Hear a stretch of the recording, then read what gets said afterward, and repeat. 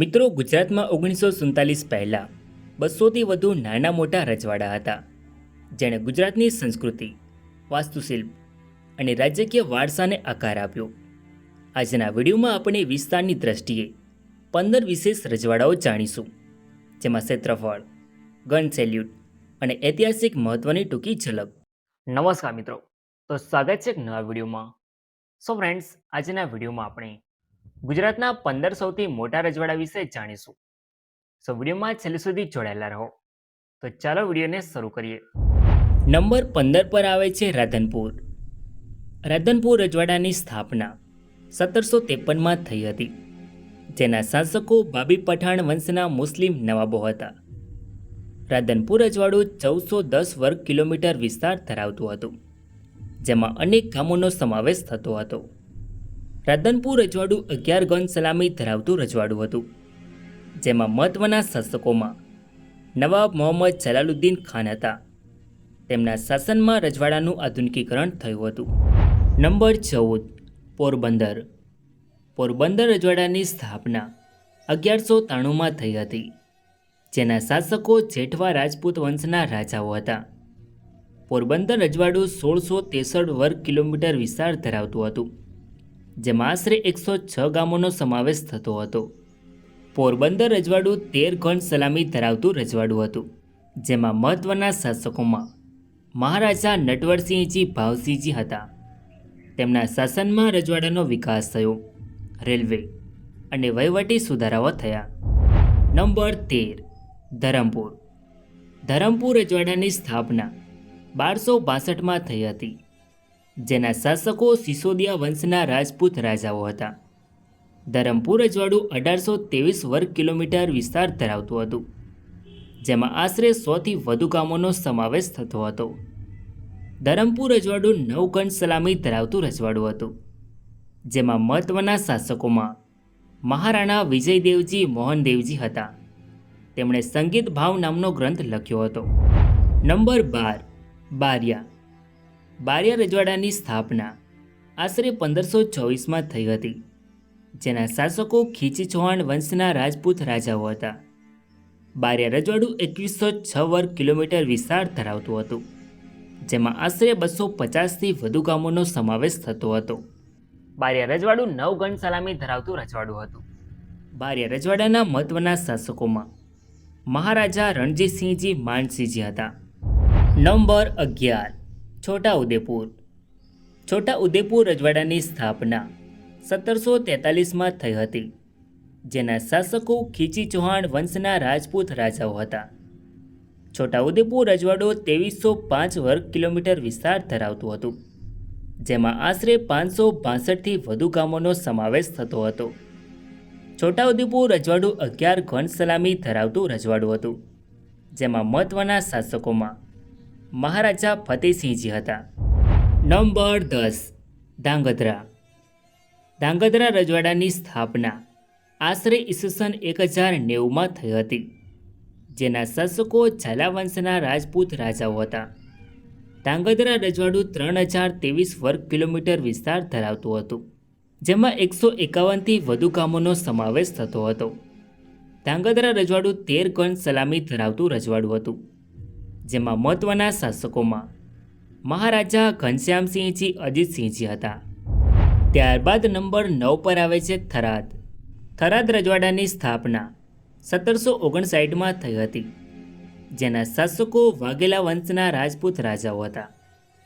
થરાદ રજવાડું 3263 વર્ગ કિલોમીટર વિસ્તાર ધરાવતું હતું, જેમાં 134થી વધુ ગામોનો સમાવેશ થતો હતો. જેમાં મહત્વના શાસકોમાં ઠાકોર દોલતસિંહજી હતા. નંબર 8, રાજપીપળા. રાજપીપળા રજવાડાની સ્થાપના 1340માં થઈ હતી, જેના શાસકો ગોહિલ વંશના રાજપૂત રાજાઓ હતા. રાજપીપળા રજવાડું 3929 વર્ગ કિલોમીટર વિસ્તાર ધરાવતું હતું, જેમાં અનેક ગામોનો સમાવેશ થતો હતો. જેમાં મહત્વના શાસકોમાં મહારાજા વિજયસિંહજી હતા. ત્યારબાદ નંબર 7 પર આવે છે ઈડર.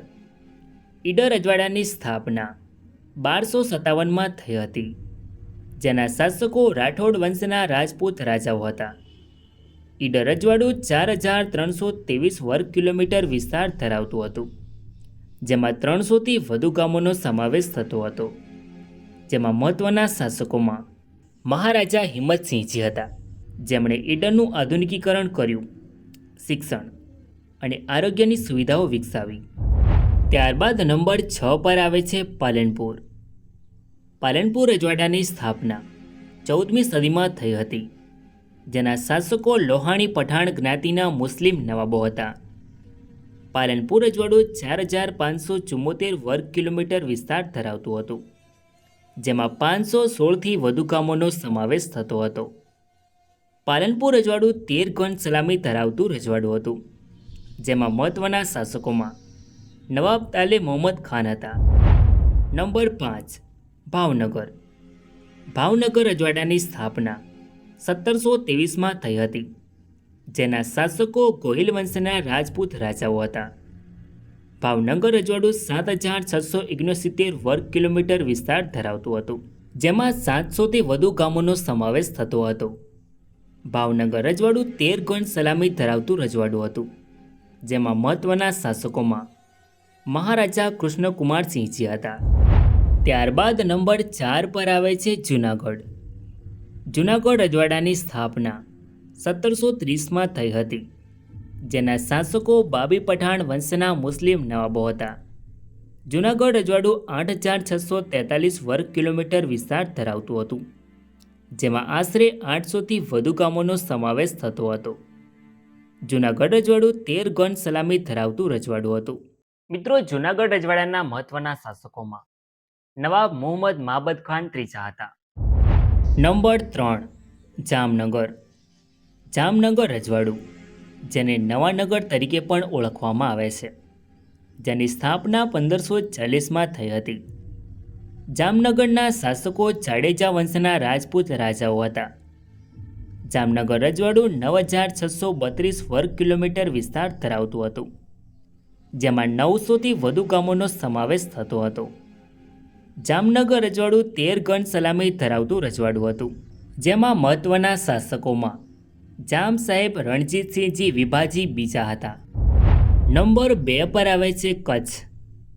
કચ્છ રજવાડાની સ્થાપના 1147માં થઈ હતી, જેના શાસકો જાડેજા વંશના રાજપૂત રાજાઓ હતા.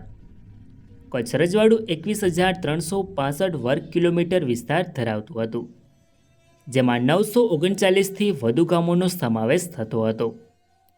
કચ્છ રજવાડું 17 ગણ સલામી ધરાવતું રજવાડું હતું, જેમાં મહત્વના શાસકોમાં મહારાવ ખેંગારજી ત્રીજા હતા. નંબર 1 બરોડા. બરોડા રજવાડાની સ્થાપના 1721માં થઈ હતી, જેના શાસકો ગાયકવાડ વંશના મરાઠા રાજાઓ હતા. બરોડા રજવાડું 21408 વર્ગ કિલોમીટર વિસ્તાર ધરાવતું હતું, જેમાં 2000થી વધુ ગામોનો સમાવેશ થતો હતો.